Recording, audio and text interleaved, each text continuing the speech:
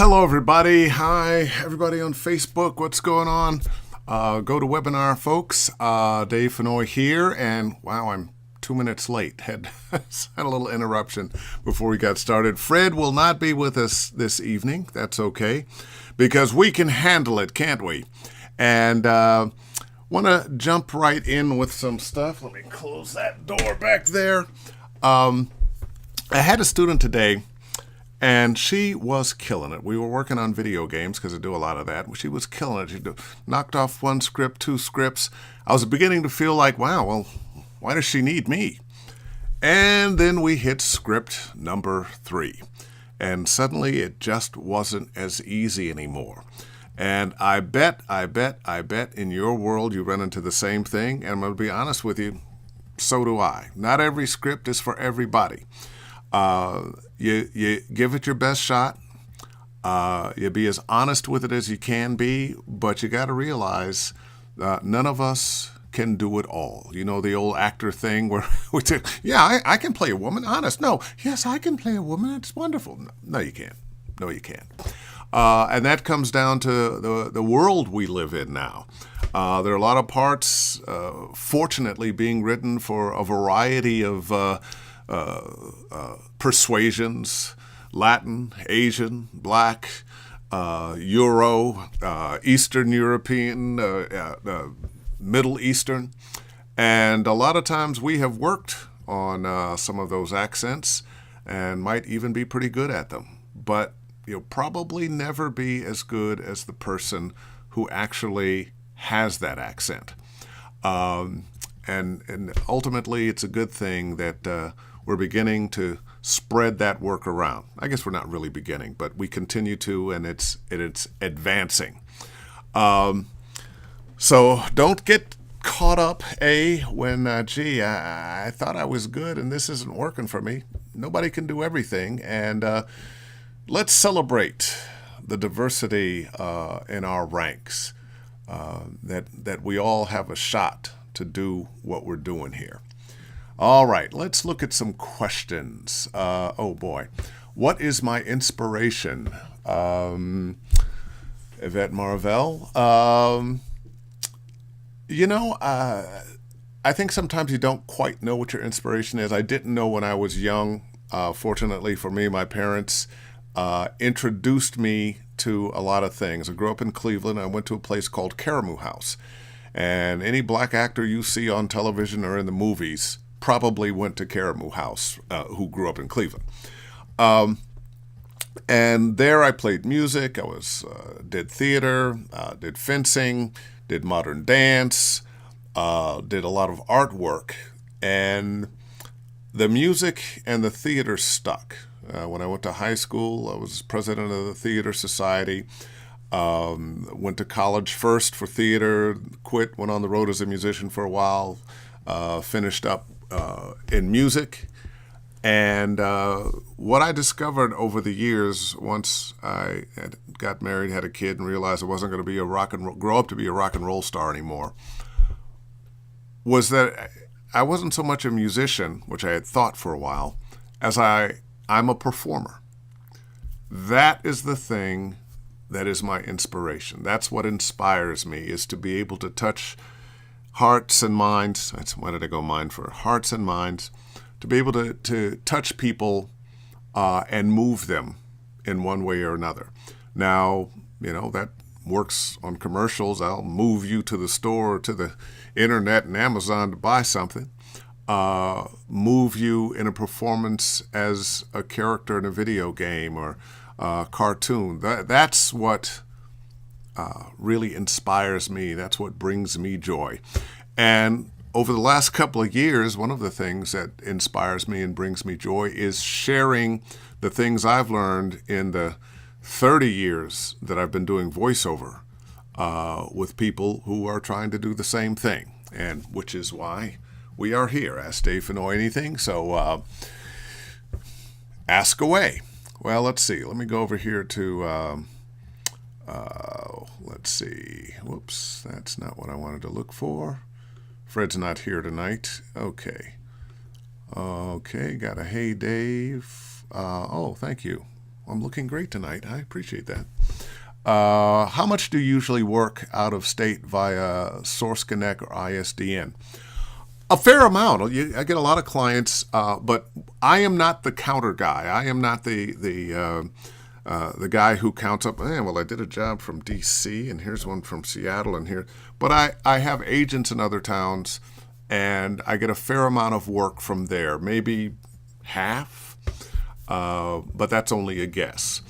We live in a world now where, thanks to the internet and technology, the world is smaller. So you can have clients in your own hometown and in every town around the country and even internationally. So go for it. Let's see, what else? Other than YouTube, is there a way to learn proper accents? Sure, you can take classes with various people. If a Google search will find you teachers who teach you how to lose accents and or gain accents. And if you get in touch with me privately, I'll give you a couple of names of some people who are pretty good at that. All right, let me go. Let's see what Facebook is doing. Oh, getting some waves there. Hey. Hold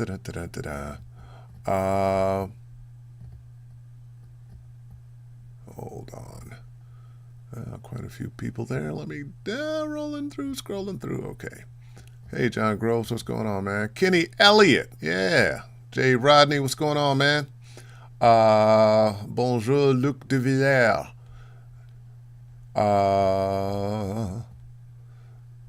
Thank you for your honesty. Not every actor can do every script. Had a teacher force and browbeat me into reading her toughest copy one day of training. By the same token, I'm not jumping in here, Damon, to defend the teacher, but I still think sometimes we need to be pushed. Sometimes we need to work past some fears or something that's holding us back from something. It doesn't mean you're going to be able to do everything. I tell students in my workshops, your job as an actor is to audition for as many scripts that are right for you and to work to become right for as many scripts as you can. You'll never be able to do them all, but you can get better. And especially when we're looking at video games and character work, you have to have an empathy for people. You have to play their feelings and their thoughts and their attitudes. The words actually come second. They're secondary. You say things because you're reacting to something, you're feeling a certain way, you want something. Same with your character. You never think about where you're going to take a breath and, how you're going to say these particular words. You might be thinking, oh, gee, how can I say this in such a way that this person doesn't feel? But you never think, well, let's see, I'm going to go up on this and I'm going to stretch this word. And we want to get to a place where, and actually this is true in every genre, where what we're going for is believability. Even if you're, doing e-learning, and what you're saying has to be very, very clear. Sometimes when you're talking to children, you have to make sure that they understand every word. And if you're doing e-learning, say, that is meant to teach people from other countries how to speak English, help them with their pronunciation, then yes, you have to be much more specific in how you say the words you say. But when you're doing character work, you should only be as clear and distinct as the character you're playing. Always ask yourself the question, do I believe me? Not do I sound good, but do I believe me? Do I believe this performance? If somebody hears this, are they going to get the information, or are they going to go, oh, wow, that person has a really nice voice? Because beautiful voices are a dime a dozen. All right. Let's see. Dances. I said too much. Hey, remember when we met at Bando? Oh, in Maldives. Wow. I had the opportunity a few years ago to be a celebrity host at the World Series of Video Games in the Maldives, where they brought young men, could have had some women, they just weren't there, from all over the world, Tunisia, some from the Maldives, South America, United States, China, Russia, countries all over the world. And these young men played for a week in one of the most beautiful places in the world. The winners walked away with, I think it was $20,000, and they also ran a little less and less and less. Beautiful experience, fabulous, had a wonderful time. And the funny thing about being in the Maldives with all these young guys, I think the youngest was 17, the oldest was like 25, 26, maybe 27. All these guys' hormones were raging. And of course, the Maldives is famous for honeymoons and couples. So all the women were taken. I had a good laugh at those boys. All right. Oh, Valentina, how you doing? Damon, what's going on? Thomas? Okay. What do you do when you encounter career stagnancy? Sometimes you got to brush yourself off. A number of years ago, I felt like that. I just felt like, something's in the way. I'm not booking the things I ought to book. Sometimes it's as simple as you developed a read, and that read was working for a while, so you kept going back to it. And then at one point, society, the world has moved on, and that read is not booking anymore. So you need to develop another read. Or one of the lessons I learned with that is the read you need to develop is is honesty in your read, no matter what the genre. There's other things you can do to shake it up. Try some other genres. Say you've been kicking it in commercials for a long time. Maybe narration is something you should try. Maybe animation, video games, corporate narration. I know ego-wise, when you're doing national commercials and cartoons and video games, there's an ego boost because it's out there. People can hear your work and call you, hey, man, I heard you on such and such spot. That feels great. But you can make just as much money doing corporate narration and e-learning. So don't let your ego get in the way. And also don't let your ego get in the way by stopping you from getting some help. I went and got some help. I found somebody whose ears I trust to critique me. And the teacher I went to it was interesting because she would, Dave Fennoy, you're going to work with me? Oh gosh, I'm so blah, blah. And as soon as we started reading, then no, that's wrong. That you need to, I don't believe you. And you want that. You want somebody that's going to be honest with you. Now, she really wasn't that tough in terms of, she wasn't mean, but she was honest. And she would not let me finish a read if I got to a place where she didn't believe me. And I try to do that with my students too. So don't be ashamed to go get some help. I don't care who you are, how long you've been doing this.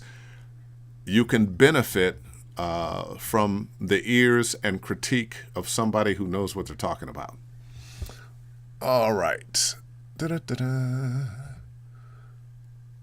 Mark, what's going on? Hope you're well. Need to schedule. Okay, need to schedule a refresh lesson and a script consult. Absolutely. Do you ever get nervous before stepping up to the mic? If so, how do you deal with it? I don't really get nervous anymore stepping up to the mic. There's a certain energy there, but it's not that energy of, oh God, I'm not going to do well. Because then you won't do well unless you're that person that can turn that around. Because whatever you're thinking, whatever you're feeling, some of that's going to come out in your read. I teach when I'm teaching privately. I'm using Skype, and I can look at a person and tell when they've left the script and now they're thinking something else. Oh gosh, that word's coming up. Am I going to hit that? And once you're your mind is out of the read, you're out of it. So nervous, I don't really get anymore. Used to, and I bet it bled through. All right. Oh, hey, Allie, Tasker, Murphy, what's going on? Let's see. I attended your class back in 2015 at Voice One in San Francisco, and I'm currently struggling in getting enough marketing to start getting character voiceover jobs. What's the best way to approach, and what is something missing there? Well, I don't know, Rachel, I don't know your whole story with marketing. Do you have a good demo? That would be first. Do you have an agent? That would be another thing. If you're trying to do video games, you don't have an agent, then it's incumbent upon you to do more marketing, which means you have to do the research and find out who the casting directors are at the various video game production companies and get in touch with them and let them know that you are available and asking them if they accept tapes now.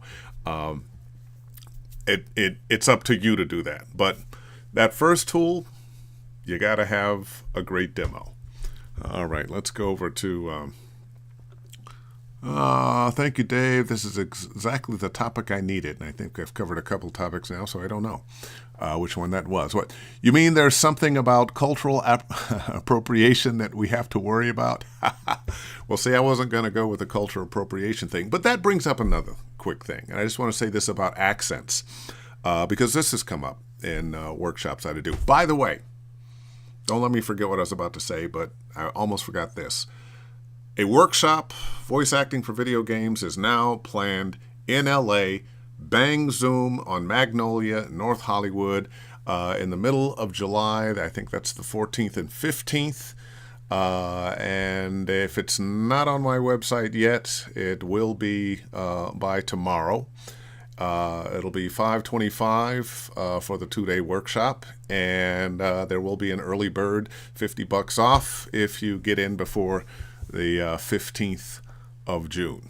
Now, back to cultural appropriation. Talking about accents, and a lot of times we do accents, and we're doing them because we're making a joke about a particular culture or a particular group of people. I know I've done that. Probably everybody here listening has done that at some time. You're hanging with your friends and, you're Mexican or you're black or you're white or you're Asian or whatever. Insert persuasion here. But when you are taking that to work, one of the reasons you really want to get somebody who is that is because all too often our imitations of somebody else's accent ridicules them. More often than not, we are using those accents in a way that maybe I'm not saying we're racist or anything like that, but you might be. It's kind of a funny thing, a teasing thing. Now, if you can do accents and not have a little poke at the culture that you're doing the accent from, great.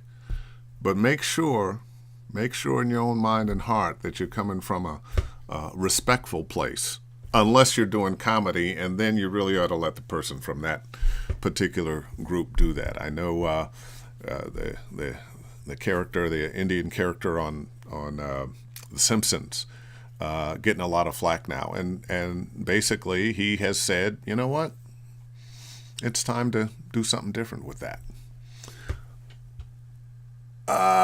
Weird question. I specialize in weird questions. How do you think Lee, Kenny, and Clementine would have handled the Saviors? Oh, man. This is what I call a question for a writer. But, since it's hypothetical, I think we would have knocked them out, taken over, and ruled the world. Okay.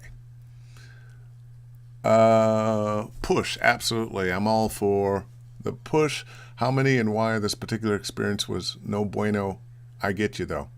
Oh, that was the previous, but yeah, there has to be a certain amount of push. Lord save you from teachers that just, oh, that was great. Oh, lovely. Oh, let's just do it again. That was wonderful. You don't want somebody that's abusive, but you do want somebody to tell you the truth. I just had voice lessons with a music teacher, and she was trying to help me with my struggle with scripts. And that's where it ended. And what was your struggle with scripts? If you can finish that, that would be great. How long should you pursue a niche before you say it's not for you? Man, that's a tough question, Do you go a year, 5 years, 10 years, 20 years? If everybody, now if you have an agent, you have somebody you can sit down and talk with, and they can tell you the truth about, well, you're not booking this, and this is, I think this is why. My question would be, why is that particular niche so important to you that you're not having success with it, but you want to keep doing it? You think it's for you, you feel like it's for you. Maybe a good idea might be to not necessarily give up that niche, but start applying yourself to some other niches as well, some other places that you can work. If I were going to say, not necessarily easier in terms of the work, certainly not the length, but in terms of availability of work and demand for actors to do it, audiobooks might be a place for you to go. So you're trying to do TV promos or commercials, and you're not booking there. Well, they are begging for audiobook narrators. It's not my cup of tea. I can't imagine myself in a studio for 8 hours reading the same thing. I've done it, and it doesn't work for me. But it's the biggest, fastest opening in VoiceOver now. And I can't help but believe that being an audiobook narrator is going to teach you some things that will carry over into everything else. How much time do you put into marketing versus recording? I do a lot more recording than I do marketing. That would be where I'm guilty of a lot of not doing what I should do is in marketing. I've just never been real interested in it. I feel funny when I do it. I have to constantly get over that, and Fred helps me with that a little bit, but I'm much better at doing the work than I am marketing myself. I have been fortunate. I have still maintained a real good career. Now, I do some, and always have, but I know there are some people who can market themselves way around me. What's the best thing to listen to your recordings with? Speakers, headphones, etc.? I would prefer speakers over headphones. I try not to wear headphones unless I absolutely have to. Headphones, you're hearing your voice so clear and magnificently that it can be distracting because you're not listening for the beauty of your voice. You're listening for the truth of your performance. That's the question. Do I believe this performance? Do I believe this guy? That's the question I always want to ask of myself and my students. So I would say speakers are the best. Let's go up. Okay. Hey, Dave, weird question. Oh, okay. We had that one. How many coaches do you think a VO should have? One for each genre? That probably is a good idea. Now, we coaches can be expensive, so you might want to plan not trying to do them all at once, Allie. But I think people who really want to do well in this business will at least spend some time learning, experimenting, tasting, putting their feet in the water of every genre. And if you're fortunate, I've been fortunate. I've been able to work in a number of different genres. And having worked with you, Allie, I know you can work in a number of different genres. And one of the things that happens, that has happened in my career from time to time, is I'll be killing it in TV promos, and I'm under contract, I'm doing great, and then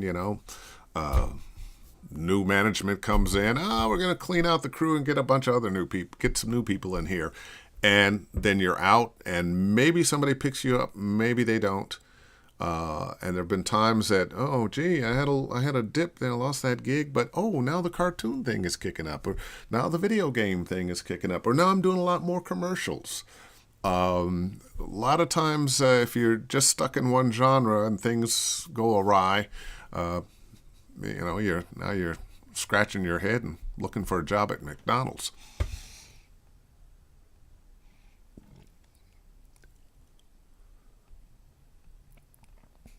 Yeah, one for each genre, or an all-rounder. I would go one for each genre. When you're just starting out, just get somebody that can help you with your basic read.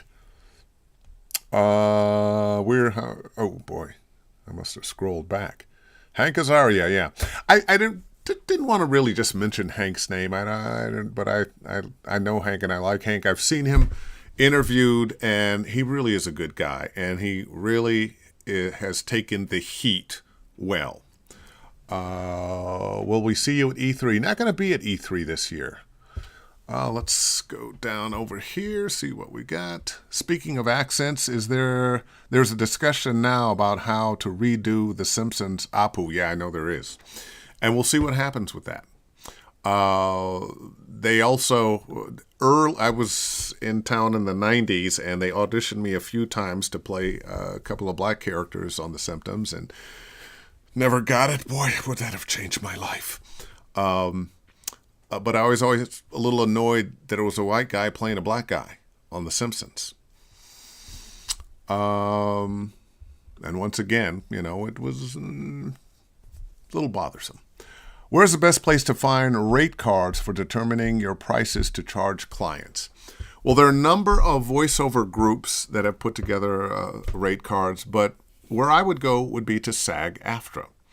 Another place you can go that deals with SAG-AFTRA rates, but it's not SAG-AFTRA, would be the VoiceOver Guide. If you Google VoiceOver Guide, it'll pop up, and it's all things VoiceOver. Used to be, I think it's still online, used to be in every studio you went into to work as a printed thing. I don't think they print them anymore, but the last I checked, they were still online, and you can find coaches. I don't advertise there, so you won't find me there.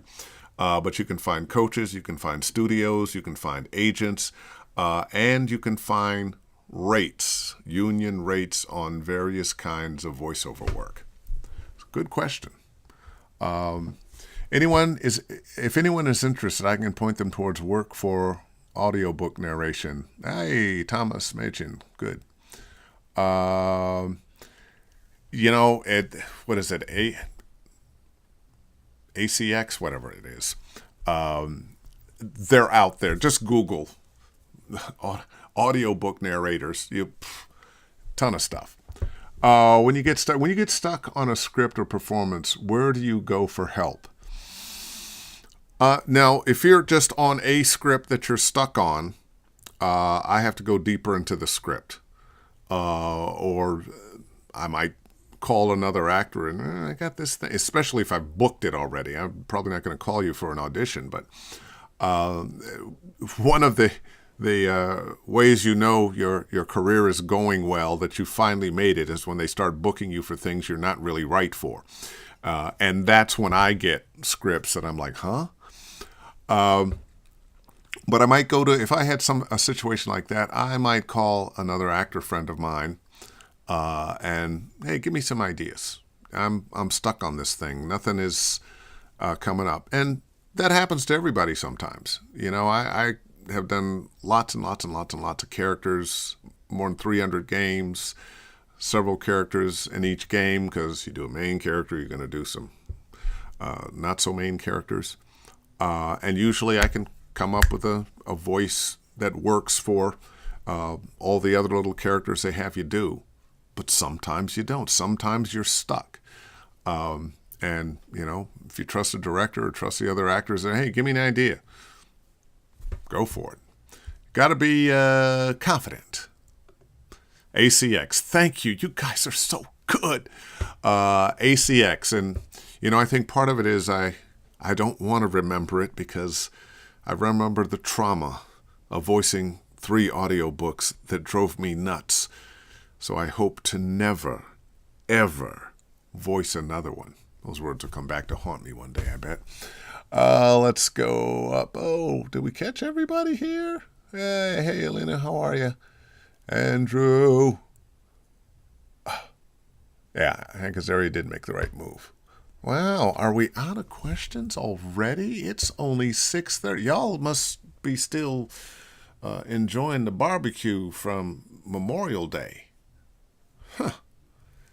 Anyway, Ruth Atkins Robinson. Well, if that's all the questions,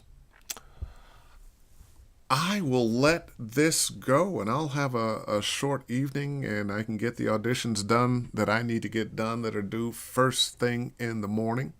Give it a couple more minutes, see if there's any more questions. Oh, now I'm trying to roll the computer up here. Wow. Well, I think that's going to do it today. Last couple of weeks, we could... Burkett Gibson. Buddy from high school. What's going on, man? Hello. Well, unless you have another question, I'm going to call it a night. Short one. We'll be back. We'll be back next Wednesday. The following Wednesday, I will be out of town. But let me mention this again.